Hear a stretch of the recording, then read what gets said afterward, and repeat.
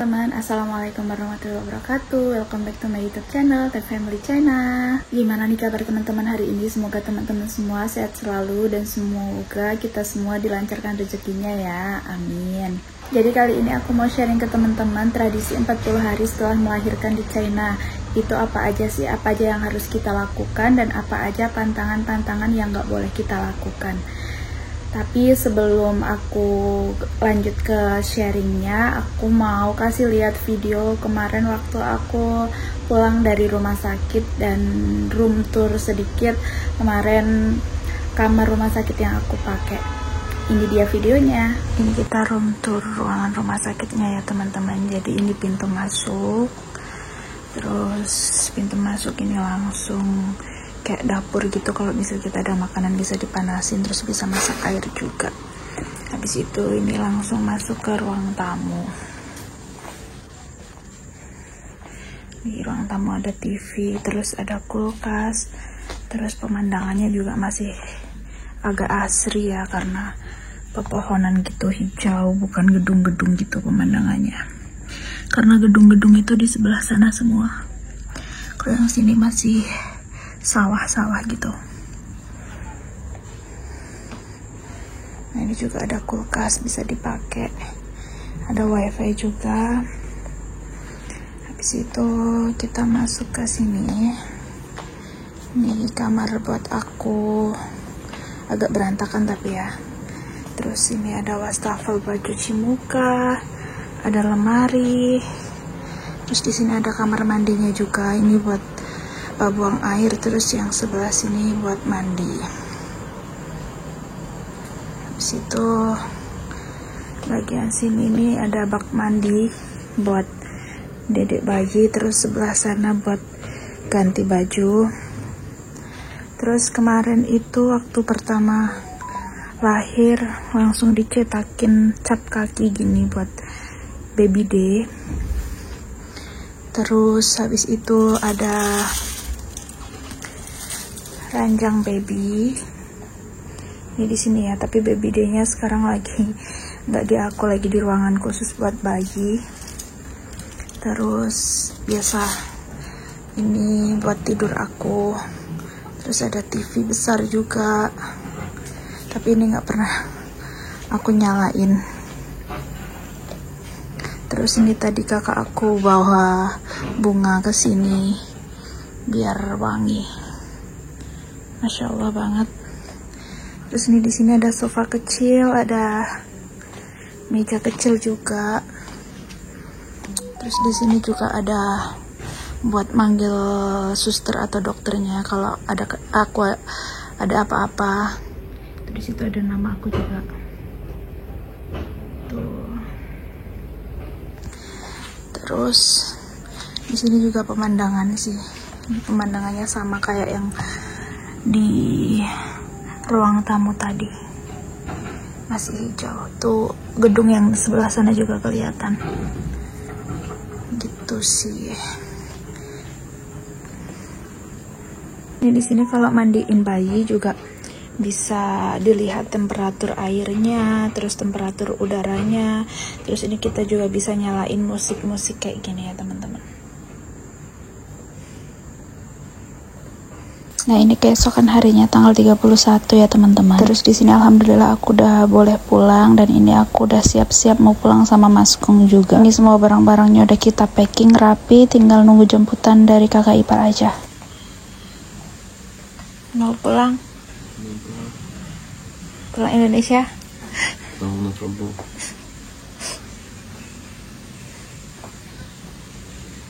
Nih di sini perasaanku bener-bener lagi sedih banget ya teman-teman, karena aku udah bisa pulang tapi baby day masih harus di rumah sakit. Tapi nggak apa-apa, mungkin ini yang terbaik buat baby day, biar baby day juga sehat normal waktu udah kembali ke rumah. Jadi kakak ipar aku udah sampai di parkiran, kita langsung buru-buru ke bawah buat pulang karena administrasinya udah selesai juga ya. Di sini waktu pulang juga aku nggak banyak rekam video ya teman-teman, karena jujur ini aku perasaannya tuh campur aduk, ada sedih, seneng, tapi lebih ke sedih sih karena baby dia tuh bener-bener nggak boleh dibawa pulang dan aku harus pulang sendiri. Sampai rumah juga ini aku langsung nangis karena bener-bener sedih banget teman-teman.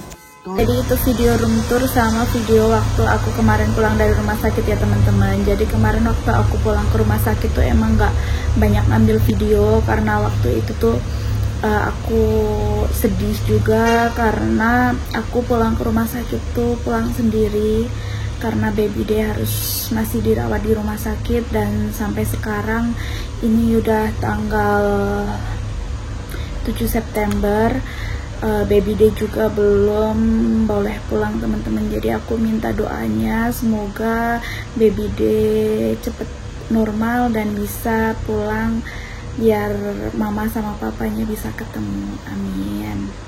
Terus juga dari kemarin-kemarin emang aku tuh nggak ada energi banget buat bikin video karena jujur aja aku masih kepikiran kondisi baby day, apalagi di sini kan kita kan nggak tahu perkembangannya gimana karena setiap hari masku nganter ASI juga sampai di resepsionis aja nggak bisa lihat perkembangan baby day. Terus juga ketika tanya sama dokternya kita cuma disuruh sabar nunggu hasil lab, tapi nggak pernah dikasih tahu perkembangannya gimana gitu loh teman-teman. Jadi emang dari kemarin tuh aku bener-bener kepikiran banget dan khawatir. Tapi update dari Mas Kong kemarin setelah nganter ASI, kata dokternya baby dia udah mulai membaik, cuma sekarang masih agak kuning. Jadi mungkin nunggu kuningnya hilang dulu, agak hilang gitulah ya, baru bisa dibawa pulang. Kenapa nggak dibawa pulang aja? Padahal kan kalau di Indonesia kan kalau misal bayi kuning gitu kan bisa dijemur terus dikasih ASI yang lebih banyak gitu kan. Nah karena kondisi baby day dari awal lahir itu nggak mau minum ASI, entah itu ASI atau susu formula, tapi baby day itu gumoh terus, muntah terus. Jadi mau nggak mau baby day harus dibawa ke inkubator. Apalagi di sini tuh hitungannya kan baby day kemarin belum pas 9 bulan gitu ya, jadi emang harus dibawa ke inkubator. Tapi alhamdulillah sekarang perkembangannya udah lebih baik, dan kata Mas Kong kemarin tinggal nunggu beberapa hari aja agar baby day bisa pulang. Oke lanjut aja, sekarang aku mau sharing ke teman-teman. Jadi tradisi apa aja sih yang boleh dan gak boleh dilakukan setelah melahirkan di China? Yang pertama, tradisinya ini tuh agak agak risih sih menurutku karena aku sendiri kan ngalamin ya. Jadi tuh kita tuh sebagai ibu yang baru aja melahirkan, jadi di sini tuh nggak boleh mandi selama 1 bulan teman-teman, nggak boleh kena air gitu. Misalkan kita mau kena air itu pun harus air yang hangat. Jadi kita nggak boleh, bener-bener nggak boleh mandi selama 1 bulan untuk mencegah biar badan kita nggak terlalu bau atau nggak terlalu lengket gitu. Kita tuh cuma kayak seka, bahasa Jawanya tuh seka, tapi itu apa ya, cuma dilap aja gitu loh teman-teman, pakai air hangat sama pakai handuk. Nggak boleh mandi gitu, itu selama 1 bulan. Misalkan kalau mau mandi itu tuh sebenarnya boleh, tapi kita tuh harus ngerebus air rempah-rempah dulu. Nah kita harus mandi berendam pakai air rempah-rempah itu, katanya tuh biar mencegah angin tuh masuk ke tubuh kita. Karena kalau misal kita mandi nggak menggunakan air itu atau menggunakan air dingin itu tuh orang-orang sini tuh percaya bahwa kesehatan kita, badan kita tuh nantinya bakal gampang masuk angin gitu loh teman-teman. Jadi emang aku setelah lahiran itu aku baru mandi 2 kali. Yang pertama itu waktu aku di rumah sakit itu karena free spa ya, dan itu juga aku mandinya pakai air rempah-rempah. Dan yang kedua itu kemarin waktu aku baru pulang dari rumah sakit, sampai rumah aku langsung mandi, tapi aku juga mandinya pakai air rempah-rempah. Dan setelah itu suami aku sama kakak ipar aku bilang nggak boleh sering-sering mandi, paling nanti 1 minggu sekali atau 4 hari sekali gitu baru boleh mandi. Cuma aku udah agak risih aja sih karena nggak mandi, kan kebiasaan kan mandi sehari 2 kali gitu ya. Jadi sekarang tiba-tiba disuruh nggak mandi tuh kayak agak risih gitu loh teman-teman. Nah itu yang pertama, kita nggak boleh mandi selama 30 hari. Terus yang kedua itu tiap hari kaki kita tuh harus direndam pakai air rempah-rempah, atau yang biasa disebut pauco kalau di sini. Nah ini videonya. Ini kita harus ngerendam kaki setiap hari, minimal itu 15 menit sampai 20 menit ya teman-teman. Terus habis kakinya direndam juga harus sambil digosok-gosok sama suami kita buat ngebersihin kaki kita juga katanya. Nah, setelah itu tradisi selanjutnya adalah kita tuh harus makan sup-supan atau makan bubur tiap hari. Entah itu sup ayam, sup ikan, sup telur, sup tahu, sup apapun itu, tiap hari kita harus makan ya. Itu dipercaya biar ASI kita itu lancar gitu teman-teman. Tapi kalau tradisi ini sih kayaknya sama aja ya, kayak kalau di Indonesia juga setelah lahiran kita disuruh banyak makan makanan yang berkuah gitu kan, terus juga dibanyakin minum air putih juga biar ASInya lancar gitu. Ini beberapa sup yang aku makan ya teman-teman. Suami aku bikinin aku sup ikan campur telur campur tahu. Cuma ikannya nggak kita makan, kita cuma makan air supnya aja. Karena emang yang bagus tuh air sup ikannya ini biar ASI kita tambah lancar. Terus habis itu ini ada bubur juga. Aku nggak tahu namanya bubur apa ya teman-teman. Tapi ini tuh dalamnya tuh ada macem-macem banget rempah-rempahnya. Dalamnya juga ada beras merahnya juga. Terus yang selanjutnya yang keberapa ini? Itu kita sebagai wanita yang baru aja melahirkan itu tuh dilarang banget buat bersih-bersih rumah, masak. Pokoknya megang pekerjaan rumah itu dilarang banget teman-teman. Jadi selama 1 bulan ini tuh kita benar-benar disuruh istirahat biar kesehatan kita tuh kembali normal lagi, karena kan katanya setelah lahiran kan kita kan menghabiskan banyak tenaga gitu kan. Jadi setelah lahiran tuh kita benar-benar disuruh istirahat, memulihkan diri biar kita masa tuanya tuh nggak gampang sakit, nggak gampang rematik gitu katanya. Terus selanjutnya tiap hari itu kita harus pakai baju ini ya teman-teman, baju tidur gitulah ya. Terus juga ini aku beli bajunya yang busui friendly, jadi gampang gitu kalau misal mau pumping atau mau nyusuin. Terus habis itu kita harus pakai ini penutup kepala, ini katanya biar kepala kita tuh nggak gampang kena angin.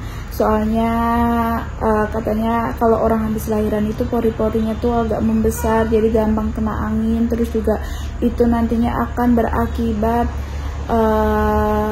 nggak bagus buat kesehatan kita nantinya gitu. Terus sama kita tuh tiap hari harus pakai kaos kaki teman-teman, entah itu walaupun di musim panas kayak gini juga kita harus pakai kaos kaki. Terus juga nggak boleh pakai AC teman-teman, jadi bener-bener dijaga banget jangan sampai tubuh kita itu kena angin gitu. Jadi agak ribet sebenarnya ya di sini tradisinya, cuma mau nggak mau ya kita harus nurutin karena kita kan tinggal di sini gitu ya. Jadi ini juga menjadi pembelajaran baru buat aku, karena aku juga belum tahu sebelumnya tradisi-tradisi di China itu seperti apa, dan setelah aku tinggal di China jadi aku banyak belajar perbedaan tradisi antara Indonesia dan China itu seperti apa. Tapi alhamdulillah sampai sini aku juga masih oke lah sama tradisi-tradisinya dan nggak terlalu keberatan gitu. Tapi kalau misal kayak masalah yang nggak mandi 1 bulan itu, aku sama suami kadang nego-negoan gitu sih. Kalau misal aku udah bener-bener risih banget, badan aku bener-bener udah lengket banget, aku pengen mandi gitu atau pengen cuci rambut keramas gitu, aku nego ke suami buat mandi atau keramas gitu. Dan alhamdulillah juga suami ngertiin aku juga, karena kan di Indonesia kan nggak ada tradisi kayak gini gitu kan. Kalau di Indonesia kan setelah melahirkan kita mau mandi kan juga nggak apa-apa gitu loh. Kalau di sini tuh enggak, di sini tuh bener-bener dijaga gitu teman-teman. Terus selanjutnya tuh kita nggak boleh keluar rumah gitu teman-teman. Jadi kita bener-bener di rumah, dikurung di rumah selama 40 hari. Nah nanti kalau misal udah 40 hari baru kita boleh keluar rumah gitu. Terus juga nanti setelah 40 hari kita akan ngadain acara makan-makan kayak yang aku waktu itu datang ke mimi aku itu kan 40 hari setelah melahirkan kita diundang makan-makan. Nah gitu kita nanti juga akan ada acara itu teman-teman setelah 40 hari. Nah terus juga di sini setelah melahirkan itu juga makan makanan kita tuh bener-bener dijaga banget teman-teman. Kita nggak boleh minum yang dingin. Jadi kalau kita minum air putih itu harus pakai air hangat. di suhu 50 derajat itulah minimal ya, biar bisa langsung diminum. Terus kita nggak boleh makan pedas, kita nggak boleh makan terlalu asin gitu. Katanya kalau misal nanti makan pedas gitu, kulit bayi kita kebakar, terus juga ASI kita panas, nanti ketika baby kita minum ASI kita ikut panas gitu katanya teman-teman. Jadi banyak banget lah tradisi-tradisinya yang bikin aku shock gitu ya. Itu sih teman-teman tradisi yang aku ikutin sampai saat ini. Dan apalagi aku juga bingung, soalnya kadang aku lupa karena banyak banget larangan-larangan yang gak boleh dilakukan gitu ya. Terus juga paling ini nanti aku mau kasih lihat teman-teman rempah-rempahnya yang bisa digunakan buat mandi atau cuci kaki, ngerendam kaki atau keramas gitu ya teman-teman. Rempah-rempah ini juga aku kemarin sempat lihat di TikTok, itu juga para cindo-cindo juga pakai rempah-rempah ini buat mandi gitu ya. Terus juga ternyata cindo juga mempercayai kalau misalnya habis lahiran tuh mandi pakai rempah-rempah ini juga bikin badan kita tuh lebih segar dan nggak gampang masuk angin teman-teman. Ini aku kasih lihat ya. Nah, jadi rempah-rempahnya tuh ini teman-teman. Jadi kemarin Mas Kong tuh beli satu ini ya. Ini isinya banyak. Ini bisa buat 40 hari buat ngerendam kaki. Nah, ini tuh dibungkus kayak teh kayak gini teman-teman. Tapi ini isinya rempah-rempah. Aku nggak tahu isinya rempah-rempah apa aja. Tapi ini tuh wangi. Wangi banget. Wangi rempah-rempah khas banget. Khas China banget ya teman-teman wanginya. Dan ini nanti kita cara pakainya tuh direbus dulu, harus direbus, nggak bisa cuma dicelupin pakai air hangat gitu, nggak bisa. Ini benar-benar harus direbus sampai mendidih, baru kita pakai mandi atau ngerendam kaki atau cuci rambut gitu. Kemarin juga waktu di rumah sakit aku dikasih free spa pakai rempah-rempah ini teman-teman. Jadi mereka tuh tradisi sini tuh percaya kalau kita pakai rempah-rempah ini tuh tubuh kita tuh nggak gampang sakit, nggak gampang masuk angin gitu.